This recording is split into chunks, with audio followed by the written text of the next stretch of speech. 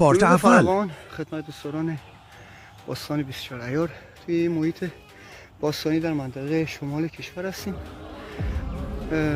مکان بسیار باستانی، ولی خب تمام آثار علای ما از بین رفته.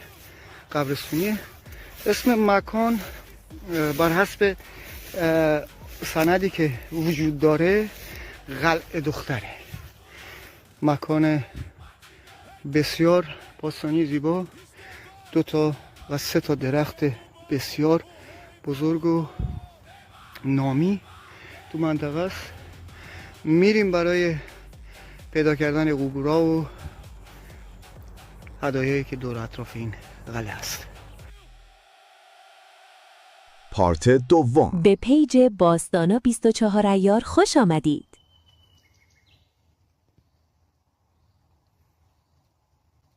فاصله ما تا تقریبا اون درخت اولوش 300 به 250 تا 300 میشه. حالا ما نصف آنتن باز کردیم. ببینید باز روی طلای 24 عیار باز میچرخه. چرا؟ چون حجم بار زیاده. نقطه دوم، نقطه سومی که ما گرفتیم و نقطه چهارمی که باز ما گرفتیم. ببینید باز میچرخه به همون حالت. اولین گزینه، دومین گزینه، سومین گزینه و چهارمین. تا شعاع 2000 متر رو ما تضمین میکنیم. عمقم تا الی 6 متر.